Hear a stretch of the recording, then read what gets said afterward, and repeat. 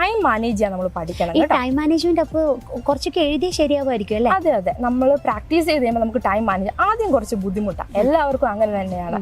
ആദ്യം ഇപ്പൊ നമ്മൾ ഒരു 1ാം ക്ലാസ്സിലെ കൊച്ചിന്റെ 10ാം ക്ലാസ്സിന്റെ സിലബസ് ടഫ് ആവത്തില്ലേ, അതുപോലെ തന്നെ OET റൈറ്റിംഗിലും നമ്മൾ സ്റ്റെപ്പ് ബൈ സ്റ്റെപ്പ് ആയിട്ടാണ് നമ്മൾ പഠിച്ചു പോകുന്നത്.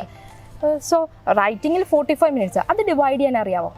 അങ്ങനെയൊക്കെ ചോദിച്ചാൽ എനിക്ക് ഫസ്റ്റ് എനിക്ക് അറിയത്തില്ല തേജ്. അതാ ഞാൻ ആദ്യം തന്നെ റൈറ്റിംഗ് എനിക്ക് ഒന്നും തന്നെ അങ്ങ് ശരിയാവുന്നില്ല.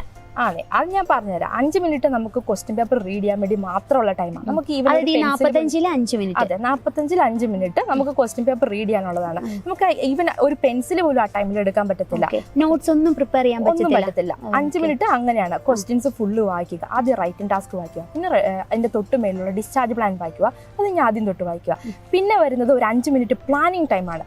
കറക്റ്റ് പ്ലാനിങ് ടൈം നമ്മൾ തന്നെ അതങ്ങ് ചെയ്താൽ മതി. അതെ മതി, നമ്മൾ തന്നെ അത് ഓർഗനൈസ് ചെയ്യണം. അവർ സ്റ്റാർട്ട് ചെയ്തോളാൻ പറയും. അപ്പൊ നമുക്ക് ചിലപ്പോൾ നമ്മുടെ ചുറ്റും ഇരിക്കുന്നവരെല്ലാം എഴുതി തുടങ്ങും. നമുക്ക് കറക്റ്റ് പ്ലാനിങ് ടൈം വേണം, എങ്കിൽ നമ്മുടെ ഒരു മിസ്റ്റേക്കും ഇല്ലാണ്ട് എഴുതാൻ പറ്റും. അതെ അതെ അതെ അതെ. നമ്മൾ 5 മിനിറ്റ് പ്ലാനിങ് ടൈം ചെയ്യുക, വേണ്ട കാര്യങ്ങളെ എടുക്കുക, വേണ്ടാത്ത ഇറലവൻ്റ് ആയിട്ടുള്ള കാര്യങ്ങളെല്ലാം അവോയ്ഡ് ചെയ്ത് വിടുക. ദെൻ 30 മിനിറ്റ്സ്, കറക്റ്റ് 30 മിനിറ്റ് കൊണ്ട് നമ്മൾ ലെറ്റർ എഴുതണം.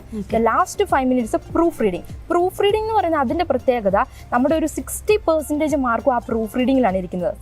സിമ്പിൾ മിസ്റ്റേക്ക് വരാൻ സാധ്യതയുണ്ടല്ലോ. അപ്പൊ നമ്മൾ ഇത് പെൻസിൽ കൊണ്ടല്ലേ നമ്മൾ എഴുതുന്നത്, അപ്പൊ നമുക്ക് മായ്ച്ച് നമുക്കത് കറക്റ്റ് ചെയ്യാൻ പറ്റും, കുഴപ്പമൊന്നുമില്ല. ഓർഗനൈസ് ചെയ്ത് പോവുകയാണെങ്കിൽ, അതിൽ പ്ലാനിങ് ടൈം ഉണ്ടെങ്കിൽ നമുക്ക് മായ്ക്കേണ്ട ആവശ്യം വരുന്നില്ല. അങ്ങനെ നമുക്ക് പ്രൂഫ് റീഡിംഗ് കഴിഞ്ഞ് 45 മിനിറ്റ്സ് നമ്മൾ അവിടെ കൺക്ലൂഡ് ചെയ്യുവാണ്. ഓക്കെ, അപ്പൊ നമ്മളൊരു 15 ദിവസത്തിനുള്ളിൽ ഒരുവിധം എല്ലാവർക്കും തന്നെയുള്ള ലെറ്റർ നമ്മൾ എഴുതി റെഡി ആവുമല്ലോ? എല്ലാവർക്കും, എല്ലാ മോഡൽ. അപ്പൊ ഏത് ക്വസ്റ്റ്യൻ പേപ്പർ വന്നാലും നമുക്ക് അത് പ്രസന്റ് ചെയ്യേണ്ടത് എങ്ങനെയാന്നുള്ളൊരു ഐഡിയ കിട്ടും. ഓക്കെ, ടിപ്സ് ആൻഡ് ട്രിക്ക് ഉണ്ട്. ആ ടിപ്സ് ആൻഡ് ട്രിക്ക് ഒന്ന് ഫോളോ ചെയ്യുക, ക്രൈറ്റീരിയ നമ്മൾ കറക്റ്റ് രീതിയിൽ ഫോളോ ചെയ്യുക, അത് മാത്രമേ. ഇനി അതും കൂടി ഒന്ന് ആയിക്കഴിഞ്ഞാൽ അടിപൊളിയായിട്ട് എഴുതാൻ പറ്റുമായിരിക്കും അല്ലേ?